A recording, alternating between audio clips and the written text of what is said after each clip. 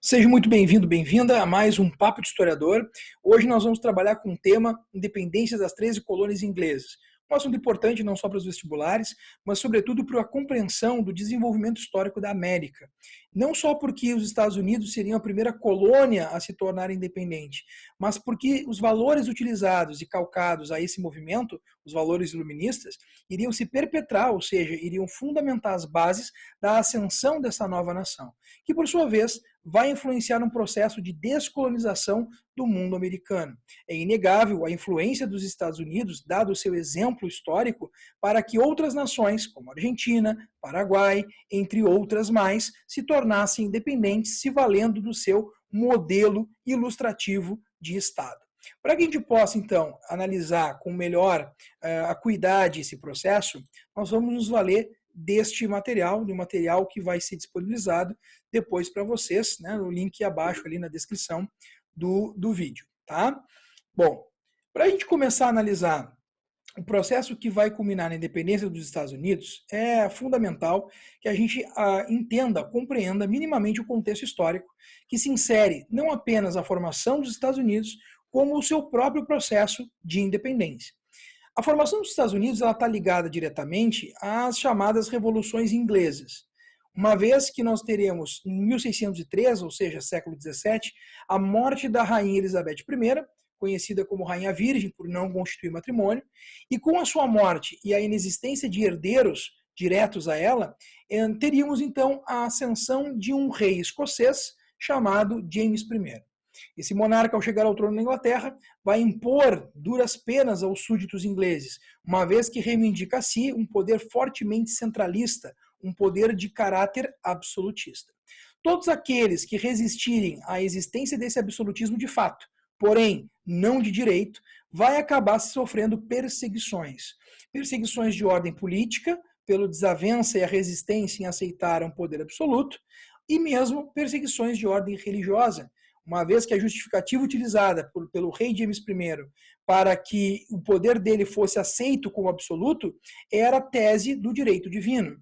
E aí, através, então, da igreja, né, da igreja inglesa, a igreja anglicana, ele vai justificar que a sua ascensão ao trono, após a morte da prima, era parte de um projeto de Deus para com os britânicos. É evidente que esse discurso não vai ser aceito, não vai ser muito facilmente assimilado, e muitos irão resistir. Aqueles que resistem, vão ser perseguidos. E muitos desses perseguidos eram não só burgueses, como pequenos aristocratas, a chamada gentry, alguns deles vinculados ao anglicanismo, outros tantos ao puritanismo, e que acabariam, por isso, buscando no além-mar americano um reduto, um local onde pudessem não só guarnecer a sua vida, mas que pudessem também fazer uma nova existência. Eles vêm para cá como peregrinos, e ao chegarem aqui, se valendo de uma embarcação chamada Mayflower, a Flor de Maio, de 1620, deu início a um processo de ocupação desse território e de florescimento daquilo que a gente chamará de 13 colônias. Pois bem, essas 13 colônias, que vão gozar de uma certa liberdade quanto da sua existência e do seu desenvolvimento, vão em um dado momento contestar a ordem administrativa do mundo inglês. Sobretudo quando este mundo inglês, que passa por duas diferentes revoluções, a primeira revolução chamada puritana, em 1649, e a outra chamada gloriosa, em 1689, buscam um controle que por muito não tinha sido exercido sobre essas colônias. Esse controle ele visa atenuar uma série de demandas que o mundo inglês teria, dentre elas a demanda industrial. É sabido por todos que a Inglaterra teria sido pioneira na Revolução Industrial, como nos lembra o Eric Hobsbawm, a oficina mecânica do mundo. A Inglaterra é a primeira nação a desenvolver a tecnologia fabril, a implementar a maquinofatura e, com isso, evidentemente, acelerar o ritmo de produção, criando uma série de demandas, de necessidades, de carências a serem cumpridas, dentre as quais a busca por mercados de consumo e fornecimento de matérias-primas. Paralelo a tudo isso, nós temos um processo de expansão de uma lógica de pensamento chamada iluminismo, já estudado em outros momentos. O que o iluminismo ele preconiza? A crítica, a desconstrução da lógica administrativa, política e econômica do antigo regime. O iluminismo, através de uma crítica árdua, de uma crítica intensa, fervorosa às bases ideológicas do regime absolutista, passaria então a tentar transformar a mentalidade, lançando novos valores e conceitos àquela sociedade, entendendo que a relação de submissão do indivíduo frente ao Estado era não só uma violência, como era algo necessariamente a ser derrubado. Algo a ser derrubado para que dos escombros de uma lógica antiga, retrógrada, de um antigo regime, pudesse ser edificada uma nova ordem sobre as bases liberais. Esse pensamento, que politicamente tem John Locke, Montesquieu, Rousseau, Voltaire, entre outros, os ícones principais do seu desenvolvimento, passaria a ter também no âmbito da economia figuras como Adam Smith e mesmo os fisiocratas. Essa lógica de pensamento liberal que toma o mundo europeu e que será responsável pelo incentivo e pelo protagonismo das chamadas revoluções burguesas, dentre as quais a própria Revolução Francesa, também chega no mundo americano. Chega nesse mundo americano através do comércio das colônias com a metrópole e é facilmente absorvido aqui. Valores como a liberdade, o direito à vida, o direito à propriedade privada, o direito à resistência sobre a opressão, são valores assimilados, mantidos e propagados nessas 13 colônias. É evidente que toda vez que um desses valores fossem atentados, seja por quem fosse, haveria uma retaliação, uma resposta do mundo colonial. E é exatamente o que vai acontecer agora. Vamos então ao slide. Quando a gente fala das causas que geraram emergencialmente o movimento de luta pela independência, é necessário que a gente pontue que esse processo de ruptura ele é o resultado de um processo que começa com uma ação propositada pela metrópole frente às colônias e que é resistida. Que ação é essa? Vamos lá então. Até aquele momento, que seria o século XVIII, as colônias, como eu te disse antes, elas detinham uma certa autonomia política e fiscal. Por que uma autonomia? Porque, como eu falei e vou repetir, a metrópole estava muito mais preocupada nos seus assuntos domésticos, dentre os quais a própria Revolução Industrial, as revoluções políticas anteriormente do século XVI, né, ou melhor, do século XVII, a chamada Revolução Puritana e Gloriosa, do que propriamente com as colônias. Então, essa falta de uma atenção com o mundo colonial acaba criando neste uma certa possibilidade de desenvolvimento e autogestão. Mesmo que oficialmente, mesmo que na normativa ainda fosse em domínio da Inglaterra, havia internamente a esse mundo americano no além-mar um processo de determinismo interno, onde as colônias criavam seus próprios líderes, estabeleciam seu próprio sistema administrativo e passariam a estabelecer e organizar uma lógica tributária. Por conta disso, havia o que a gente chama no conceito histórico uma negligência salutar. Vamos entender o conceito. Negligência, descaso, salutar, tudo que é benéfico, que é bom. Nesse caso, a negligência da Inglaterra para com as colônias. Ela estava mais preocupada com as questões econômicas internas, a industrialização, e com as questões políticas, no primeiro momento, que era a instauração de um regime liberal burguês e o sepultamento da ordem absolutista até então vigente. Tá? Bom, e o salutar em relação às colônias é porque justamente quando a Inglaterra deixa de observar, deixa de fiscalizar e de controlar diretamente as colônias, dando a ela uma certa liberdade, é evidente que isso acaba sendo benéfico para estes que aqui estavam. Então, quando eu falo em negligência salutar, eu estou me referindo ao quê? Ao descaso da metrópole para com as suas colônias, o que acaba sendo muito positivo para a liberdade e autonomia que aqui iria ser edificado. Pois bem, tudo isso muda quando os dois grandes eventos passam a tomar o mundo inglês. O primeiro desses eventos é justamente a Revolução Industrial, paralelo, né, ao movimento de Guerra dos 7 Anos. Uma guerra que envolve a França e a Inglaterra, dentre outras razões, por disputas comerciais e de ordem territorial, sobretudo a região do Canadá. A Inglaterra tinha o interesse de expandir os domínios das suas 13 colônias para o oeste e para o norte, daquele que era até então o reduto colonial francês, os domínios de Quebec, os domínios canadenses. Para isso, então, há um conflito armado, para a decisão desse embate, há um conflito armado, chamado Guerra dos 7 Anos, por conta da duração dessa guerra, e ela termina com a vitória da Inglaterra. A Inglaterra vence o conflito. Mas, ao mesmo tempo que vence o conflito, a Inglaterra se depara com alguns problemas. A começar pelo fato de que, ao dominar novas terras, ela precisaria estabelecer burocracia administrativa, ou seja, soldados, força expedicionária e administradores deveriam controlar esses novos domínios, e isso tem um custo. Paralelo ao custo dessa administração a ser estabelecida, nós também temos os custos que a guerra gerou, porque as guerras são feitas com muito recurso, seja esse recurso de ordem humana, os soldados, ou mesmo o material, então nesse caso financeiro. O erário público inglês, o dinheiro do Estado, havia sido muito implementado, deverasmente investido, e era necessário que a Inglaterra recuperasse pelo menos uma parte de tudo isso que foi aplicado no âmbito militar. Para conseguir obter isso, a Inglaterra então lança a mão daquilo que a gente vai chamar de arroxo colonial. O que é um arroxo colonial? Ela literalmente vai romper com essa negligência salutar, ou seja, ela não vai mais negligenciar a existência das colônias, ela vai, mais do que nunca vai se fazer presente no mundo colonial e vai com isso estabelecer uma série de normativas, de regras, tanto no âmbito administrativo quanto no âmbito tributário. E aí reside o problema. Aí reside o problema por uma razão muito simples. Os colonos que lutaram, e sim, lutaram e muito pelos ingleses durante a Guerra dos 7 Anos, entendiam que todo o sacrifício feito, todos os filhos, os pais, os maridos que foram colocados à disposição da Inglaterra já haviam dado seu quinhão, já haviam cumprido um pagamento de um dever para com o mundo britânico. E a volta, a retribuição desse sacrifício todo, segundo os colonos, não havia vindo. De fato, quando a gente pensa, por exemplo, que no final da Guerra dos 7 Anos, no âmbito de 1763, a Inglaterra lança a mão de um decreto que estabelece que as terras ao oeste do Monte Alighieri seria domínio, reserva indígena, proibindo o acesso dos colonos ao território, ele está restringindo aquilo que poderia ser um potencial ganho a esses colonos.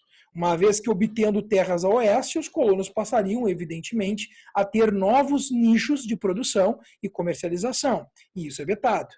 Seguido disso, no ano seguinte, 1764, a gente tem os Atos de Quebec, que estabelece que as regiões centro-norte da colônia, que inclui agora o Canadá, seriam administradas por um Conselho Real britânico. Ou seja, a jurisdição, a autonomia que era existente até então por parte dos colonos, ela começa a ser minada.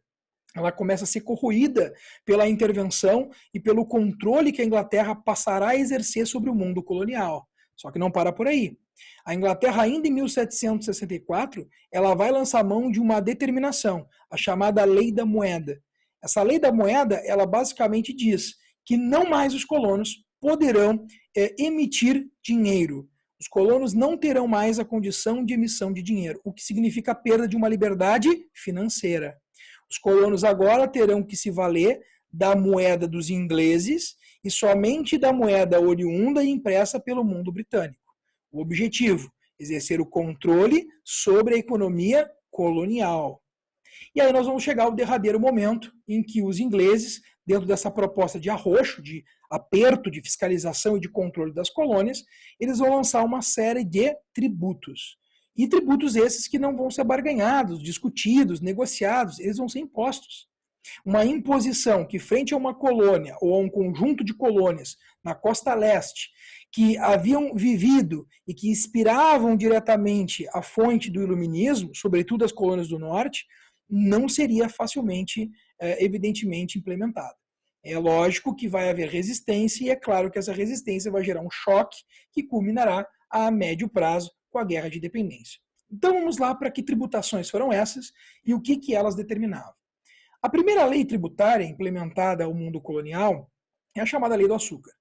Essa lei é datada de 1764 e ela determina que todo o carregamento de açúcar oriundo das regiões que não fossem as Antilhas, as pequenas Antilhas inglesas na América Central, deveriam ser então taxadas enormemente pelo domínio burocrático britânico. Ou seja, toda a região colonial que recebesse carregamento de açúcar que não fosse das regiões inglesas, pagaria e pagaria muito tributo. O que isso vai acabar atingindo? Bom, primeiramente vai atingir o comércio colonial, por obviedade. Os colonos agora vão ser obrigados a vivenciar uma coisa que a eles era totalmente anômala, que era o monopólio, porque é exatamente o que está acontecendo. Então, se o açúcar não for oriundo da Inglaterra, dos domínios ingleses, então ele vai ser taxado. Isso é monopólio. Eu estou determinando de quem tu vai ter que comprar. E aí tu há de convir comigo. Se eu só posso comprar de uma única fonte fornecedora, é evidente que essa fonte vai me cobrar um valor absurdo, ou muitas vezes um valor muito acima do que eu pagaria se eu tivesse liberdade para consumir, se eu tivesse liberdade para comercializar. E isso vai acontecer. Sobretudo porque as 13 colônias, né, eles detinham um sistema de comércio triangular. Sobretudo as colônias do centro-norte, que eram as colônias que tinham como prática a mão de obra assalariada, o minifúndio, uma produção industrial, inclusive de estaleiros, né, que fabricavam embarcações. Tinham toda uma lógica bastante liberal, se a gente for pensar nos princípios do entendimento iluminista de economia. Enquanto o Sul já é muito mais conservador, é aristocrático, as colônias do Sul, a partir da Virgínia, né, até a Flórida, elas são agroexportadoras de algodão, né, entre outros produtos, mas sobretudo a monocultura do algodão, se vale ainda do trabalho escravo, então é uma outra dinâmica. Mas o Centro-Norte já tem uma estrutura muito mais comercial e mercantil, e que vai acabar sentindo muito duramente essa taxação. E por que vai sentir? Porque havia um comércio que a gente chama de comércio triangular, como a gente pode ver aqui no slide que a gente está projetando. Esse comércio triangular ele se dava em duas frentes. O primeiro comércio triangular se dava com o mundo inglês, tá? Isso desde os primórdios da colônia. Eles vendiam produtos primários para os britânicos e compravam produtos manufaturados, ferramentas, né, tecidos, entre outros mais. Só que esse comércio que era feito entre colonos e a metrópole, ele era aceito, ele era normativo, ele era comum. O que não vai ser aceito e o que não vai ser comum é justamente a triangulação comercial dos colonos para com a África e para com as Antilhas da América Central não inglesas. O que vai acontecer? Os colonos eles vão pegar, como a gente observa aqui, produtos, tá? Como, por exemplo, o rum, que é um produto oriundo do melaço, derivado do caldo da cana. Esse melaço ele é destilado, ou seja, é um processo de produção. Ele gera uma bebida, que os especialistas, né, os que têm apreço por álcool, dizem que é como uma cachaça mais aromatizada, e que a gente sabe era utilizada pelos navegadores porque ela tirava o enjoo, né, comum do balanço dos mares. Então eles pegavam esse produto e iam até a África, trocavam esse rum, né, na África por escravos, tomavam esses escravos e vendiam nas Antilhas, e pegavam nas Antilhas o melaço que eles levavam para a colônia, do qual eles produziam o rum, que levavam para a África, e assim sucessivamente. Num ciclo virtuoso, um ciclo de lucratividade, um ciclo de prosperidade. Tá? Obviamente, com a lei do açúcar, o comércio triangular ele é encerrado, se estabelece um monopólio de comércio do açúcar somente oriundo da fonte inglesa, e isso acaba gerando um choque. E gera um choque, vamos deixar muito claro a razão, porque esses colonos, eles não se entendiam frente aos metropolitanos, aos ingleses que estavam lá no reino britânico, como inferiores. Eles entendiam que a sua condição frente aos ingleses era, na verdade, uma condição de igualdade. E por ser uma condição de igualdade, o que eles passam a exigir nesse momento? Que as legislações, que as tributações impostas pelo parlamento inglês fossem debatidas com eles. E que para isso, então, eles tivessem a possibilidade de eleger delegados que ocupariam cadeiras dentro do parlamento britânico. Qual é o problema nisso tudo? O problema nisso tudo, que até tem uma certa lógica, se a gente for parar para pensar, é que o rei George III e boa parte de uma aristocracia conservadora e de uma burguesia mercantil bastante ávida por lucratividade, com esse comércio potencial que poderiam exercer com as colônias, vão acabar sendo contra. O próprio rei George III ele é taxativo. Os colonos eles são súditos dos meus súditos. Ou seja, eles nem mesmo são súditos da Inglaterra, eles são uma subcategoria. E é evidente que nós nunca vamos dar espaço a eles, nós nunca vamos dar representatividade a eles, muito menos dentro do parlamento, que é o órgão máximo, né, do poder político dentro da Inglaterra. É evidente que existiam vozes parlamentares que discordavam disso, que acreditavam que os colonos deveriam ser ouvidos, mas a majoritária parcela daquele parlamento se coloca contrária. E aí nós vamos ter a imposição dessa legislação, que, óbvio, vai gerar resistência. O lema dos colonos é bem interessante. Eles dizem assim, sem representação não haverá taxação. tá?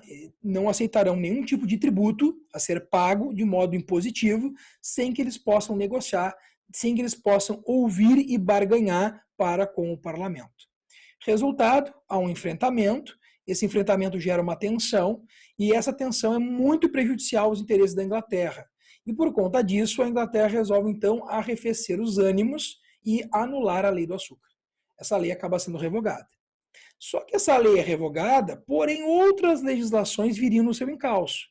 Uma dessas legislações é a chamada Lei do Aquartelamento, que diz que todo soldado inglês que após a Guerra dos 7 Anos ficara nas colônias deveria ser sustentado quanto à alimentação e estadia pelos colonos. E vejam só, isso acaba sendo contestado, mas não é alguma coisa que gera alvoroço, enfrentamento. Por quê? Porque esses soldados, de algum modo, serviam à proteção das colônias. Então, entendiam os colonos que, de certa forma, havia uma certa equiparação, um certo equilíbrio. Nós custeamos eles e, caso necessário for, eles vão também nos defender, né, de alguma ameaça externa que, porventura, venha a atingir o mundo colonial. O que não sabiam no primeiro momento é que esses colonos estavam sustentando os seus futuros algozes, porque esses soldados alimentados pelos colonos vão se voltar contra eles durante o contexto da luta e da guerra de independência. Mas aí é um assunto que a gente vai comentar depois. Agora, qual é a outra taxação implementada através de uma legislação? A lei do selo. O que ela diz? Bem simples. Todo material impresso, circulante nas colônias, deveria passar inevitavelmente por uma casa de selagem. O que é uma casa de selagem? É uma instituição, um órgão do Estado inglês, que é fiscalizado por burocratas nomeados pela Inglaterra, cuja finalidade eram duas. Primeiro, exercer o recolhimento de recursos para que pudesse ser circulante nas colônias, desde panfletos, livros, jornais e outros que fossem impressos, até mesmo cartas de baralho, acreditem vocês. Então, o primeiro aspecto era obter o recolhimento do tributo, mas tinha um segundo aspecto que era bastante escamoteado, ou seja, que estava nos bastidores, não era declarado, mas que também vai ser uma finalidade da lei do selo, que era a censura. Porque o indivíduo chegava na casa de selagem, ele entregava o material, ele não era só selado frente a um pagamento. Esse documento ele era retido, esse impresso ficava retido naquele local, e depois de um certo prazo, dado então pelo responsável pela casa de selagem, ele poderia retirar ou não. Por que retirar ou não? Porque se nesse período, nesse prazo, que o impresso fica sob o controle dos burocratas ingleses, eles percebessem que havia qualquer tipo de crítica mais ácida ou até mesmo uma ironia com relação às práticas inglesas e a sua relação com as colônias, censura, tá? Então haveria uma censura e essa censura, logicamente, acabaria por inibir um dos valores máximos do pensamento iluminista circulante, volto a dizer, sendo repetitivo, né, no mundo colonial, que é a liberdade de expressão. Tá? Então é evidente que a lei do selo vai acabar gerando uma comoção significativa. Nós vamos ter aí pessoas indo às ruas, se reunindo ao redor das repartições administrativas inglesas, fazendo uma manifestação pública e notória frente ao parlamento, e que vai acabar no chamado Congresso da Lei do Selo, quando se chega à unanimidade por parte dos colonos que essa lei era inaceitável, e os ingleses, frente a essa situação, resolvem então aderir, né, àquele movimento e dizendo o seguinte: tudo bem, a lei do selo vai ser revogada, como tinha sido a lei do açúcar. Só que não tardaria para que uma nova onda de legislações viessem à tona, dentre as quais a Lei Townshend. E ela tem esse nome porque Charles Townshend é o ministro que vai lançá-la. O que essa lei determina? Que alguns produtos importados pelos colonos deveria ser taxado. Que produtos são esses? Então, o chá, papel, vidro e algumas tintas. Tá? Esses produtos, eles são produtos comprados, consumidos da Inglaterra, inclusive.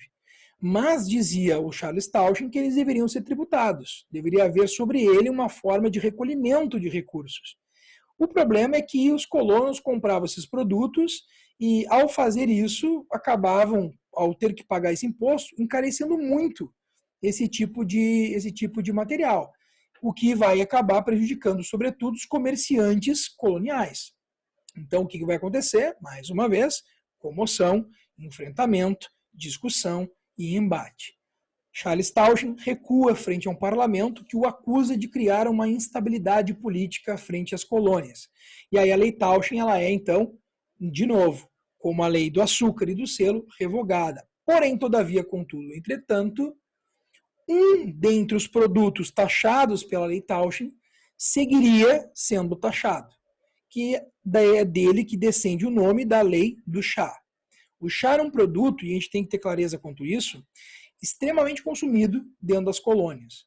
Seja pelo hábito tomado dos ingleses, seja pela popularidade do consumo desse produto, o chá circulava no comércio, né, do menor ao maior, e era extremamente lucrativo.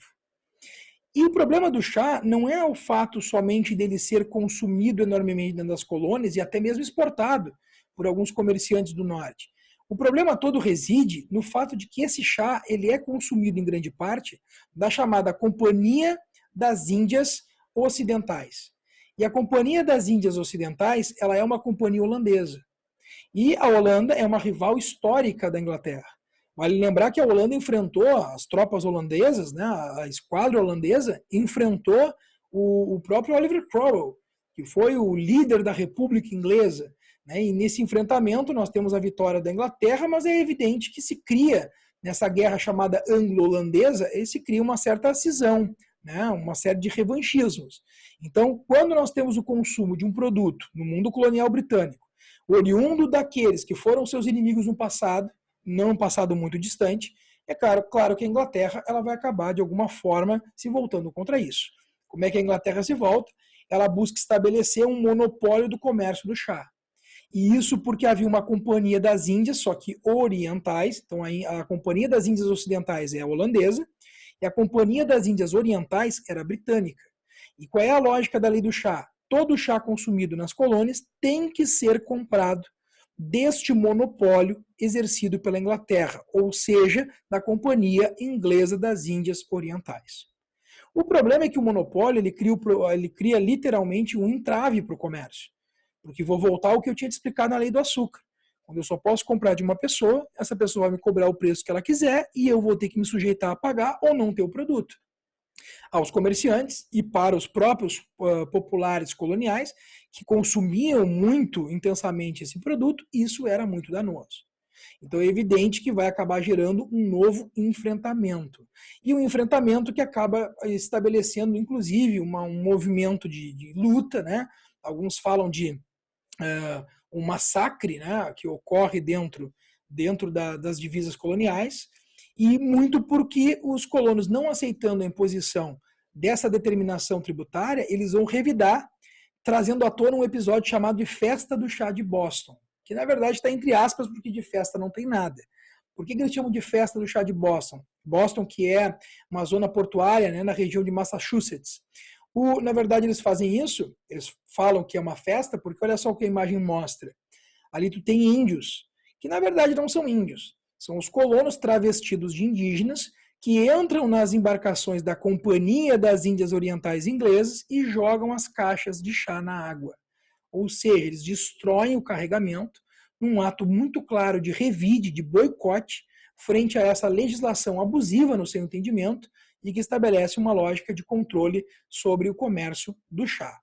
Em resposta a esse processo, nós temos então o parlamento inglês lançando o que a gente chama de atos ou leis intoleráveis. Te liga no detalhe. Tu pode encontrar numa prova de vestibular também como leis coercitivas, tá? É a mesma coisa. Atos ou leis intoleráveis ou atos ou leis coercitivas. São sinônimos para o mesmo evento histórico, que é o quê? A imposição por parte do parlamento de uma série de restrições e obrigações aos colonos, desde os quais, por exemplo, o fechamento do porto de Boston, que era um dos principais portos de recepção de produto e de escoamento de produtos coloniais, então de recepção de produto externo e de venda de produtos coloniais. Depois, eles queriam o pagamento de uma indenização à Companhia das Índias Orientais. E aí há de ressaltar um ponto.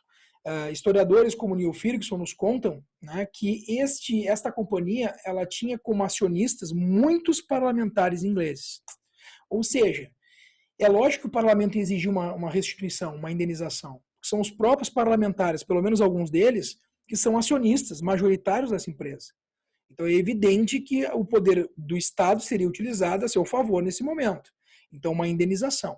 E, além disso, o desarmamento da colônia, né, das 13 colônias, e, para além do desarmamento, uma ocupação militar, e, mais do que ela, um julgamento, a prisão, deportação e julgamento, em domínio inglês, dos líderes daquele movimento.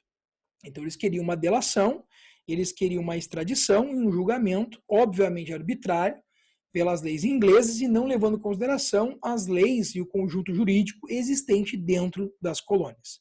Eu não preciso te dizer o que isso vai acabar gerando, né? Isso vai acabar gerando uma grande ruptura, e uma ruptura que se mostrará insustentável. No primeiro momento, nós temos como resposta a esse movimento o primeiro Congresso da Filadélfia. Em 1774, nós vamos ter a reunião de representantes das 13 colônias, com exceção da Geórgia, né? E que eles vão, então, delegar o que vai ser a postura, qual vai ser a tomada de decisão dessas colônias frente a essa situação. Bom, nesse primeiro momento, eles não aventam a luta, ou pelo menos a possibilidade de uma luta separatista.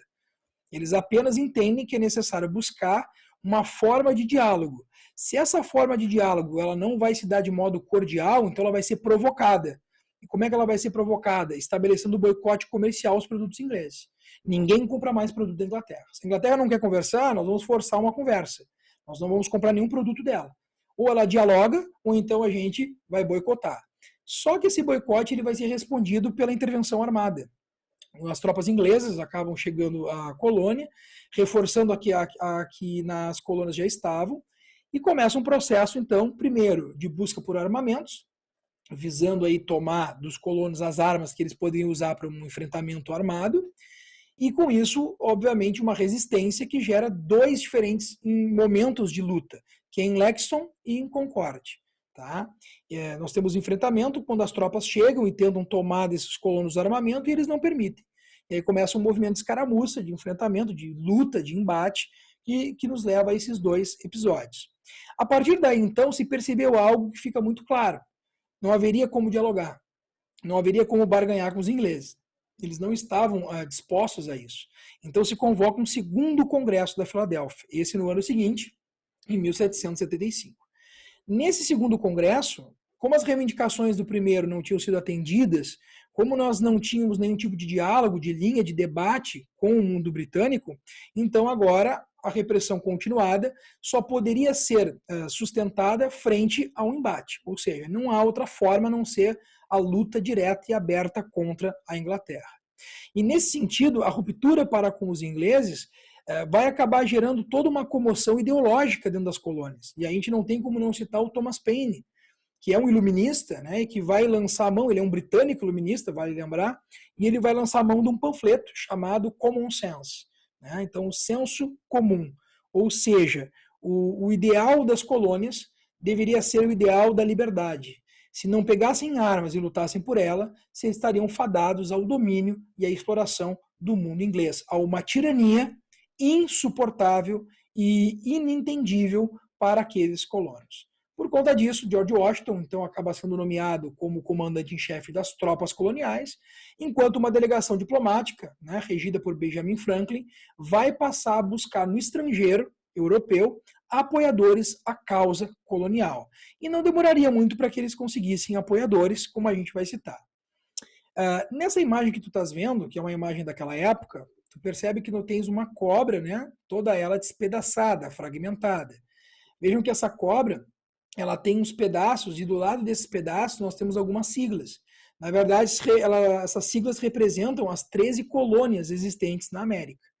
E aí embaixo diz join or die, ou seja, ou nos unimos ou morremos. Tá? Ou seja, ou as colônias elas consolidam uma aliança entre si, mesmo as do norte e as do sul sendo tão distintas na sua composição socioeconômica, ou nós seremos fadados à submissão aos domínios da Inglaterra. Tá? Logicamente, o ímpeto de ruptura acaba gerando, inevitavelmente, uma declaração de independência, porque é exatamente isso que vai acabar acontecendo a partir desse momento. Em 4 de julho de 1776, data cívica comemorada pelos Estados Unidos com grande intensidade até hoje, nós temos uma declaração que é unilateral. O que significa isso? Ela é lançada pelas colônias. Então, significa que ela não vai ser uma declaração aceita pela Inglaterra. Então, os colonos criam e lançam ela. Depois, quem escreve? São muitas mãos que são utilizadas para escrever esse documento. Thomas Jefferson, Benjamin Franklin e John Adams. Todos estes acabam contribuindo através das suas leituras e dos seus ideais frente a um documento tão importante que fundamentaria as bases não só de uma luta de independência, como dos valores que essa nação iria consagrar na sua Constituição posterior à consolidação da sua independência. O que fica claro nessa declaração são os valores e princípios do iluminismo. Então, tu vai encontrar ali, por exemplo, de Locke, né, a ideia de que um povo não pode aceitar a tirania de um Estado que não respeite seus direitos naturais. Então, tu vai ter a defesa ali da vida, da liberdade, da propriedade, tal qual o Locke difunde a partir das suas obras. Tu vai ter Voltaire, na defesa da liberdade de expressão, da liberdade de associação, né, que é algo que Voltaire, para ele, é muito caro, e nas suas obras isso fica muito latente. Tu vai ter Montesquieu, quando fala da necessidade da divisão dos três poderes, executivo, legislativo e judiciário, e tu vai ter o Rousseau, quando ele fala que o poder emana do povo, que a soberania tem que vir da sociedade e não partir do Estado, mas sim da base que o sustenta. É evidente que a guerra de independência acaba sendo um desdobramento natural desse processo de ruptura. E aí nós vamos ter, como eu te disse antes, uma coligação que buscaria apoiadores no estrangeiro. Eu te disse que não demoraria para eles conseguirem esses apoios, e de fato não. Eles vão conseguir apoio na corte de Luís XIV, né, chamada apoio francês, a gente vai ter o apoio na corte espanhola, e com isso o fortalecimento dessa causa rebelde, dessa causa de independência. Por que a França apoia, por que a Espanha apoia? Talvez uma dúvida que tu tenhas ficado. Bom, a França apoia por razões óbvias. Ela foi derrotada na Guerra dos 7 Anos, ela acabou perdendo domínios, não foi só o Canadá que foi entregue, a Índia também acabou caindo às mãos da Inglaterra, né, uma Índia que é submetida e forçada a abrir-se economicamente aos produtos da Inglaterra, então nós temos uma perda muito grande aos franceses. E a Espanha? A Espanha também tem sua mácula no passado histórico com a Inglaterra. Vale lembrar que em 1588 a gente teve a derrocada da invencível Armada Espanhola frente às forças lideradas por Francis Drake, pertencentes até naquele momento a Elizabeth I, que era a rainha da Inglaterra. Tá? Então nós temos tanto a França quanto a Espanha um ressentimento militar passado com a Inglaterra. Agora, para além disso, evidente que há uma contrapartida. Os americanos oferecem, com uma espécie de barganha, caso fossem apoiados, territórios. Territórios para a França e territórios para a Espanha. Tanto territórios dentro dos domínios coloniais, quanto fora dos domínios coloniais. Então, tudo isso vai ser negociado, vai ser barganhado, vai ser muito bem costurado e que vai acabar gerando, sim, a entrada desses dois países ao lado dos colonos. A França, por exemplo, ela manda Rochambeau, Lafayette, que são experientes generais, que vão conduzir as tropas francesas em solo americano. Os espanhóis guarnecem o litoral, né, dando força náutica para o embate contra os ingleses. E o resultado? O resultado é a vitória das 13 colônias. E aí nós temos um marco, que é a Batalha de Yorktown, que vai nos levar ao ano de 1781, que é a rendição da Inglaterra frente ao movimento de luta armada dos colonos. Vamos entender um pouquinho melhor isso.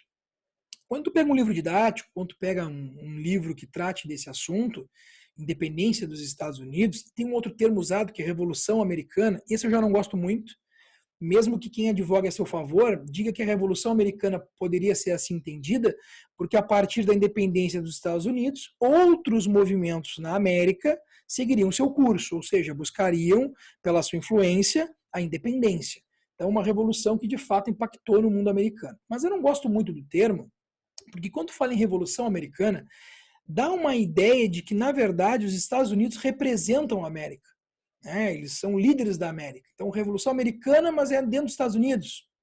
Então, a mim, particularmente, é um tipo de termo que eu não me sinto à vontade, não me causa, pelo menos, conforto a utilizar. Eu prefiro usar a independência, então, das 13 colônias ou a independência dos Estados Unidos, certo? Mas, enfim, é um ponto de discordância pessoal, né, por algumas leituras e alguns revisionismos que eu percorro quando eu vejo esse tipo de temática. Agora, o que eu quero pontuar contigo é o seguinte: a Inglaterra estava a mais de 5.000 quilômetros das suas 13 colônias. É inegável que ela tinha um poder armado muito grande. Mas também é inegável que esse poder armado, mesmo sendo grande, custaria a ela muito caro para ser sustentado frente a uma luta intensa e duradoura com essas 13 colônias e agora os seus apoiadores europeus.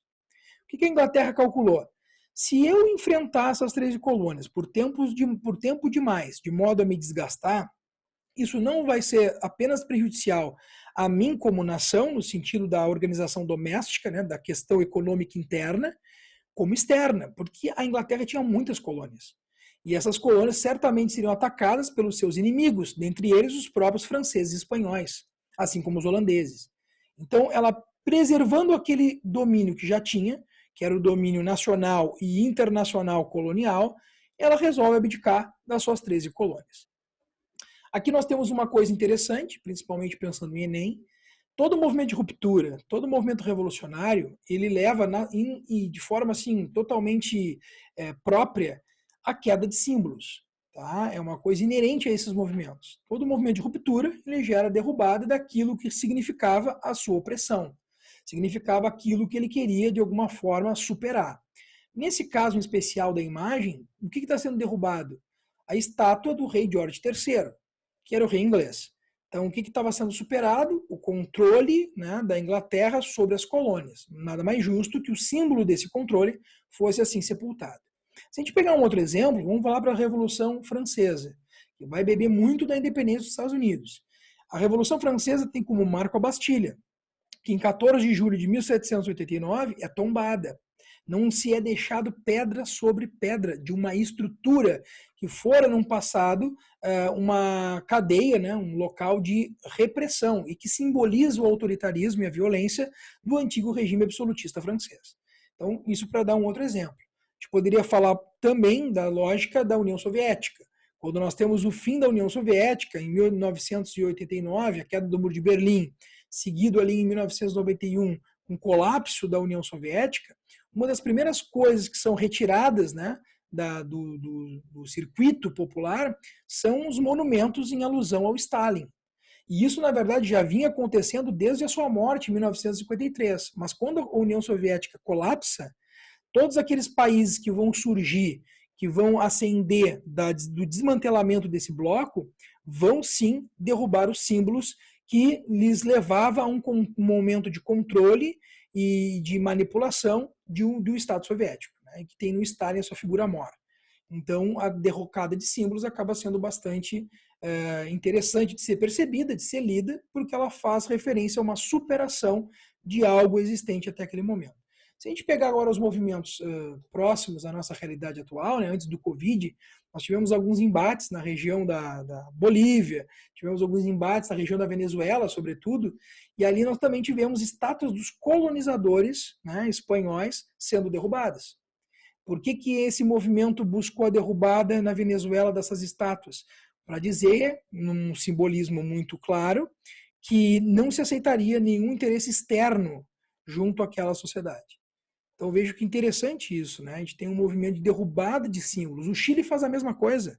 O Chile passa por um processo análogo também de rebelião, de movimento de luta social, né? Por conta de um Estado mínimo que acaba desguarnecendo os mais pobres, de uma série de reformas tributárias que condenam os idosos à miserabilidade, e aí tu tens uma resposta social derrubando ícones, dizendo que esses valores que são aplicados à política nacional, que são valores estrangeiros, não seriam mais aceitos.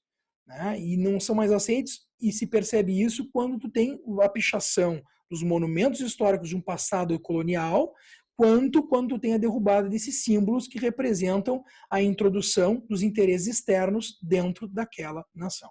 Tá? Então, símbolos acabam sendo sempre recorrentes e inerentes a serem tombados quando de um movimento de ruptura. E aí nós vamos chegar então na Convenção Constitucional da Filadélfia. Bom, agora que nós somos independentes, que nós somos uma nação, temos que definir qual vai ser o aspecto, né, constitucional e estrutural do nosso Estado. Como ele vai ser pensado, como ele vai ser regido, quais são as máximas e valores que este Estado, então, ele vai sustentar. Nesse primeiro momento, dois grupos se formam, os republicanos e os federalistas. Os republicanos, eles defendem que haja autonomia aos estados, até porque a lógica deles é bem simplista. São as 13 colônias, independentes entre si, que se uniram para alcançar um bem comum, que é a liberdade. Nada mais justo que essas colônias, agora tornadas estados independentes, Estados Unidos, tenham autonomia para definir as suas questões de ordem administrativa. Então é necessário que exista dentro dessas ex-colônias, agora estados, independência e autonomia política. É o que defendiam os republicanos. Os federalistas, ao contrário, eles defendiam o centralismo político, ou seja, que essas colônias elas deveriam, então, unidas, ser subjugadas por um poder central.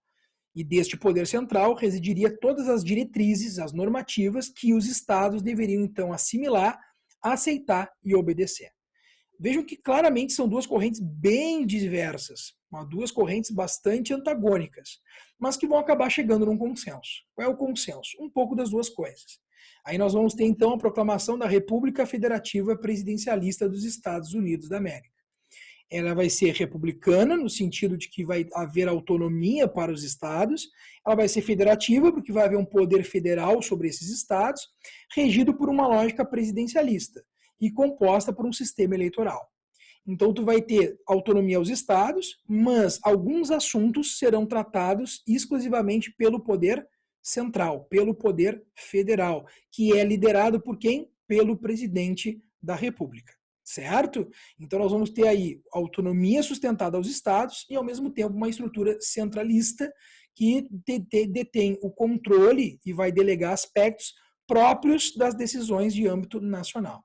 Então, toda decisão que for regional é o Estado que toma, mas todo o assunto que envolver a nação é esse poder central que vai, então, passar a atuar. Se nós formos fazer uma comparação entre o Brasil e os Estados Unidos, no tocante à questão republicana, nós também somos uma república federativa. Nós temos a mesma marca, né, por assim dizer, o mesmo signo ideológico que os Estados Unidos nesse sentido. Porém, há uma diferença. No nosso caso, os nossos estados, que compreendem a União, a Federação, eles são estados que não têm a mesma autonomia que nos Estados Unidos. Por exemplo, nos Estados Unidos, existem estados que têm pena de morte e outros não. Isso nunca aconteceria no Brasil. Quem determina esse tipo de legislação é o poder federal, é a esfera federal. Então, no Brasil, é proibida a pena de morte pela Constituição Federal e todos os estados se sujeitam a isso. E aí tu vai me perguntar, não, mas por que lá tem mais autonomia, aqui tem menos? E aí, obviamente, por conta do processo histórico de independência. No caso dos Estados Unidos, acabamos de ver, são 13 colônias unidas em prol da luta de independência. Então, o processo ele parte de baixo para cima. Colônias se unem, angariam força, e a partir dessa força vão suplantar o seu inimigo, que é a Inglaterra. No caso do Brasil, vem de cima para baixo. Quem é que estabelece a independência do Brasil? É o poder central. Lembra? É Dom Pedro I. Quem é o Dom Pedro I? É o signatário dos Bragança, é o príncipe da Casa Bragança, é o príncipe europeu português que aqui residia. É ele que vai conduzir o processo de independência. Então é um processo verticalmente estabelecido. A partir do quê? De um poder centralista. Lembra que o Dom Pedro tinha inclusive um poder quase absolutista. Ele tinha o chamado poder moderador, a quarta esfera, que literalmente permitia a ele intervir em qualquer outra esfera de autoridade e poder. Né? Então, é lógico que no Brasil o processo é de cima para baixo, processo de independência, e nos Estados Unidos de baixo para cima. O que justifica essa autonomia muito maior, reivindicada e sustentada pela Constituição aos Estados norte-americanos. Em 1789, nós temos então o primeiro processo eleitoral. As eleições dos Estados Unidos até hoje são eleições indiretas, diferente das nossas. E vamos ver qual é a diferença então na prática. No nosso caso, nós, cidadãos brasileiros, vamos no dia determinado às urnas e nós votamos no nosso candidato. Tá? Nos Estados Unidos, não. Tu vais votar no que eles vão chamar de delegados. O que são os delegados? Existe uma lista, tá, de pessoas que se candidatam à condição de delegados, e aí o número de delegados, para vocês terem uma ideia, eles não é um número fixo. Eles seguem uma lógica populacional. Então, com mais de 50 milhões de pessoas, se não me engano, são 50 ou 55 delegados, menos do que isso, vai reduzindo progressivamente. Aí tem uma escala de quantos delegados dependendo da população. Bom, e isso muda totalmente a dinâmica, porque são esses delegados que acabam votando em quem vai ser o presidente da República nos Estados Unidos. Uma outra diferença, os Estados Unidos eles têm, por exemplo, a antecipação de voto. Então, o governo determina num calendário eleitoral quando vão ser as eleições e tu pode votar antes. Ele te abre uma janela, né, anteriormente ao dia da eleição, e tu pode votar, inclusive mandando teu voto pelo correio. Olha que coisa engraçada, né? Tu pode mandar o teu voto pelo correio. Se tu é um americano que está, um estadunidense, melhor dizendo, que está no Brasil a negócios, mas tu quer participar do processo eleitoral, tu manda uma carta com o teu voto, né? Claro, te identificando, aí tem todo um critério burocrático para que isso seja validado, tu manda para os Estados Unidos. Né? Então, tu pode fazer isso. E eles apoiam esse movimento porque lá o voto ele não é um voto como o nosso, que é um voto eletrônico, ele é um voto impresso. Tá? Então, ele cria essa possibilidade. E a ideia deles é a seguinte, numa logística de organização, a gente está falando aí de uma sociedade que tem mais ou menos 120 milhões de pessoas. Então, um processo eleitoral lá é uma coisa muito complexa. E por conta disso, antecipar esse processo de votação de modo remoto, né, através do envio do voto, de alguma forma agiliza esse processo tão, né, custoso a ser desenvolvido. Só para vocês terem uma noção, nos Estados Unidos nós temos cerca de um mês como prazo, tá, para determinar o resultado de uma eleição. No caso do Brasil, tu vota de tarde, encerra as urnas da tardinha, até o fim da noite tu já sabe quem é o candidato eleito. Né? No caso dos Estados Unidos, não. É um processo ainda muito mais manual, muito mais cambial. Além disso, os Estados Unidos eles também têm um sistema de voto que não é obrigatório. E lá nos Estados Unidos, se tu não votar, tu não vai pagar multa e nem tem que justificar nada para a justiça eleitoral. Diferente do Brasil. No Brasil, se tu não votar, tu tem que pagar uma multa caso tu não justifique. E se tu não quiser pagar multa, vai justificar, né, no cartório eleitoral mais próximo, de modo a te esclarecer junto ao governo. Então vejo que é uma lógica, uma dinâmica bastante distinta em relação à nossa realidade política, né, por assim dizer.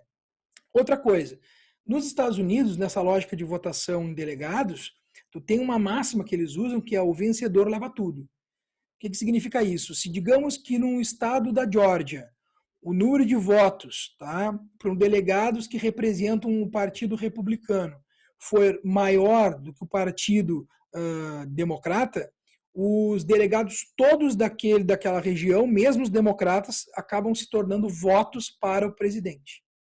Entendeu? Então é uma lógica muito diferente, muito louca, né? Bem fora dos padrões do que nós temos, por exemplo, na nossa realidade e próximas a nós, aqui na Argentina, no Uruguai, já são muito mais simpáticas à nossa realidade do que a dos Estados Unidos. Então lá tem isso, né? Tem essa dinâmica toda distinta. No caso desse primeiro processo eleitoral, quem vai vencer é o George Washington, né? Que ironicamente foi o primeiro a disparar, ainda muito jovem, né? Detentor de toda uma virilidade, então ele vai ser o primeiro a disparar contra os franceses na Guerra dos 7 Anos. O primeiro colono a disparar contra os franceses é o George Washington. E este que se tornou o primeiro a disparar contra o inimigo da Inglaterra vai comandar as tropas coloniais contra os mesmos ingleses que ele jurou defender alguns anos antes e vai se tornar o presidente daquilo que foram colônias inglesas libertadas pela luta armada que ele conduziu. Ô ironia, né? Então, George Washington, o primeiro presidente dos Estados Unidos. Se define e se implementa o Bill of Rights, né, que é a Declaração de Direitos. As primeiras 10 emendas constitucionais que vão vigorar nos Estados Unidos. São as 10 primeiras, depois viriam outras, inclusive a mais clássica e mais importante emenda dos Estados Unidos é a 13ª, que vai abolir qualquer forma de escravidão. E isso já nos traz o próximo aspecto, né? A independência dos Estados Unidos, ela acaba não sendo, mesmo que dotada de valores liberais, ela não é juridicamente, no âmbito do liberalismo, ela não é plena. Por que ela não é plena? Porque se mantém a escravidão. Mas, Ayrton, por que se manteve a escravidão? Porque os estados do Sul, né, latifundiário, agroexportador, monocultor, escravagista, determinaram nas negociações. Nós apoiamos a luta de independência se for mantida a escravidão, que era o regimento, né, de exploração de mão de obra que conservadoramente foi sustentado, preservado no Sul. Tá? Então a manutenção da escravidão acaba sendo uma máxima mesmo após uma luta calcada nos valores liberais. A exclusão das mulheres do processo político. Então, as mulheres não participam das questões políticas, somente depois da Primeira Guerra Mundial, na verdade no contexto ali da Primeira Guerra Mundial, é que as mulheres vão passar a ter direito de voto, né? Antes disso não. E, lógico, os homens negros também não vão votar. A participação do voto negro não é uma realidade nos Estados Unidos.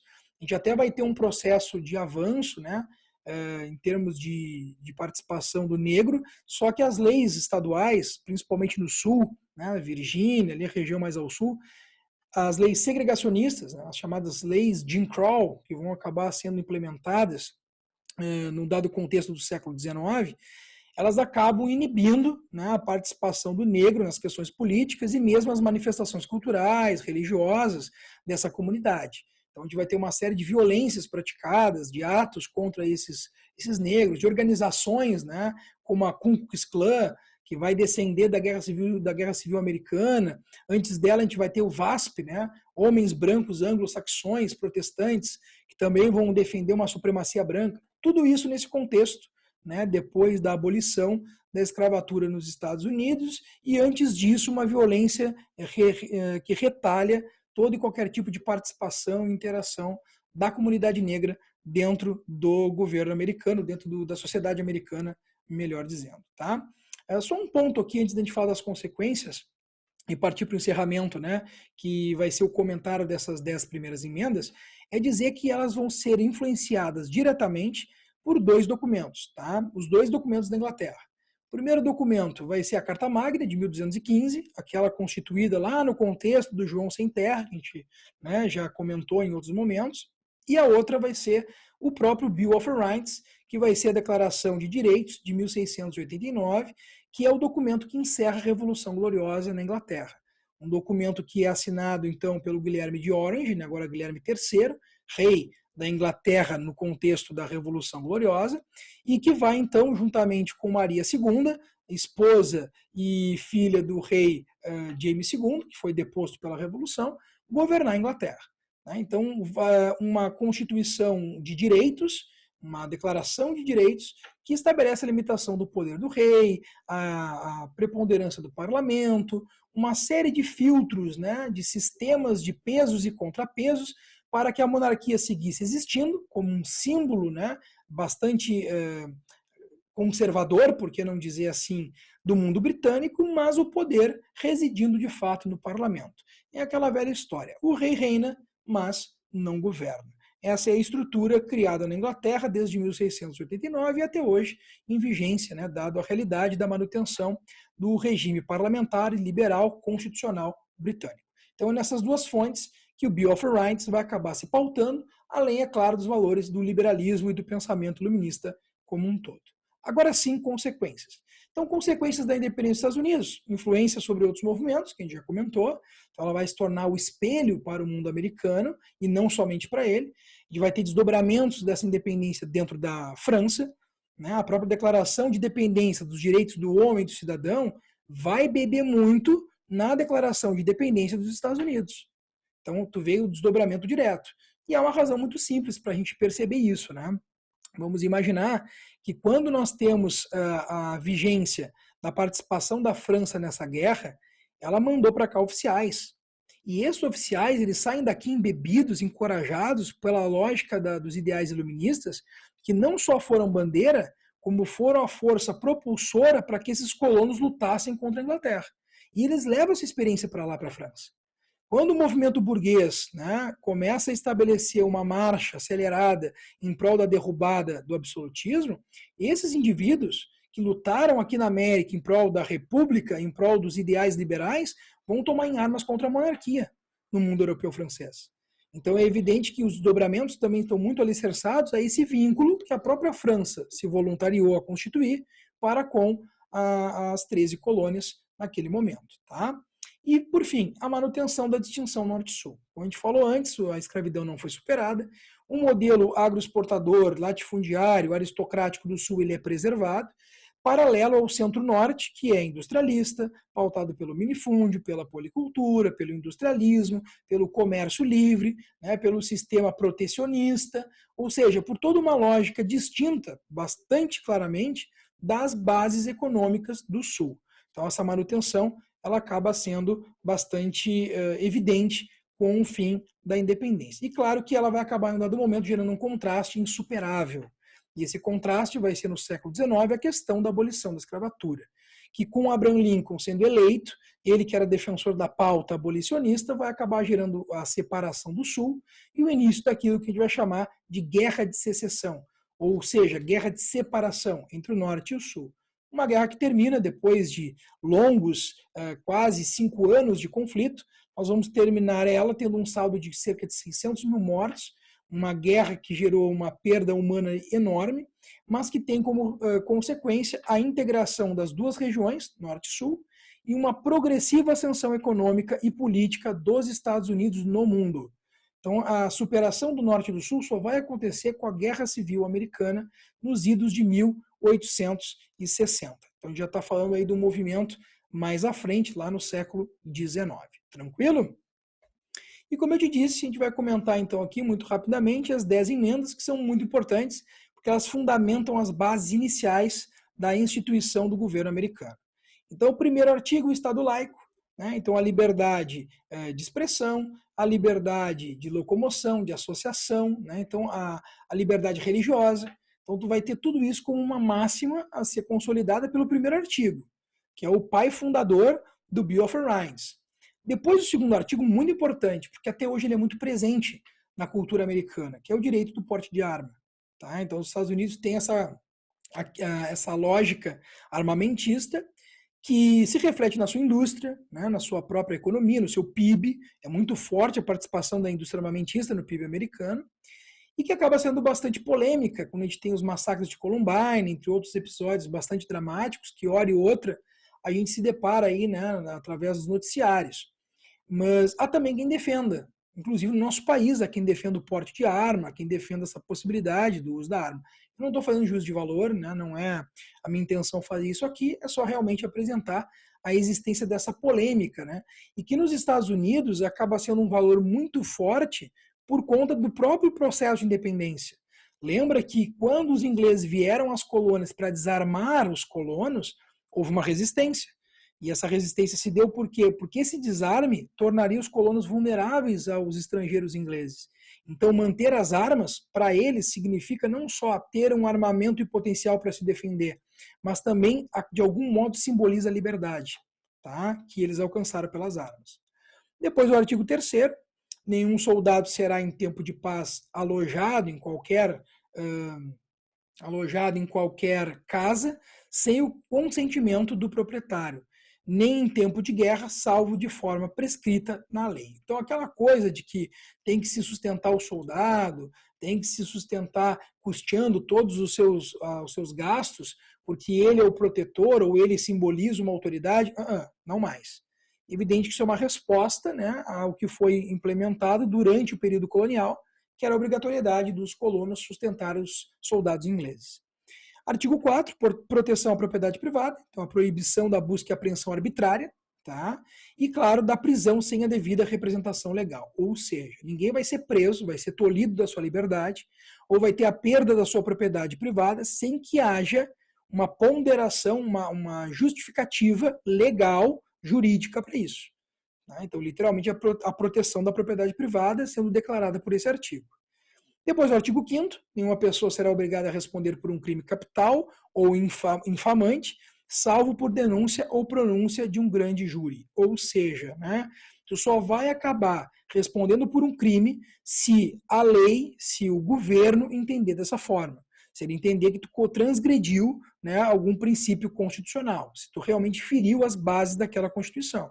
Se tu atentou contra a vida de outra pessoa, se tu atentou contra a liberdade de outra pessoa, contra a propriedade privada, bom, aí a justiça vai sobrecair a ti. Mas somente nesse caso. De modo arbitrário, ou seja, como havia antes um líder, um monarca, né, nesse caso agora um governante, querendo te impor a vontade dele, não. A Constituição não permite isso. Tá? Depois, o artigo 6º, direito a um julgamento rápido e imparcial, né, que é a base da lógica do direito como um todo. Então, aí nós temos o liberalismo jurídico muito claramente sendo exercido, né, nesse sistema. Depois, o artigo 7º, direito de defesa gratuito, caso não tenha como pagar. Então, todo mundo tem direito a uma defesa, todo mundo tem que ter direito ao contraditório, e isso vai ser salvaguardado pelo Estado. O artigo 8º, não se exigirão fianças exageradas, não se imporão multas excessivas, nem se infligirão penas cruéis e desumanas. Então, tu vê claramente aí que tudo aquilo que era uma estrutura coercitiva típica do regime de controle monárquico passa a ser muito claramente dissolvida pela Constituição. Tá? Artigo 9º, nenhum direito poderá ser revogado, ou seja, tudo que está sendo consagrado por essa base constitucional não poderá ser barganhada. Tanto é verdade que nós vamos ter, sim, várias emendas após essas, mas nenhuma das emendas posteriores irá contradizer esses valores basilares da Constituição. E o artigo 9º garante isso de forma muito explícita. E, por fim, o artigo 10º. Os poderes não delegados aos Estados Unidos pela Constituição, nem proibidos pela mesma aos Estados, estão reservados aos Estados, respectivamente, ou ao povo. Ou seja, tudo que não está delegado, que não é garantido por lei ao Estado cumprir, o Estado, aí nesse sentido é o Estado federal, né, o poder federal, caberá então aos Estados, ou seja, às regiões que se divide os Estados Unidos, e respectivamente ao povo. Então, o povo daquela localidade é que vai delegar as questões de autoridade que não cabem ao poder federal. Então, é o Estado que vai organizar o regime jurídico em todo tipo de ação que não é prevista por lei ser cumprido pelo poder central. Tranquilo? Então, nós temos aí as 10 bases que sustentarão os valores, princípios, práticas e marcas maiores da Constituição americana. Tá? Espero que vocês tenham compreendido, tenham conseguido entender melhor esse processo e certamente viremos na sequência com mais material, com mais vídeos, trabalhando outros temas tão importantes quanto esse para o exercício de uma boa prova de vestibular. Certo? Um forte abraço a todos, nos falamos e até mais.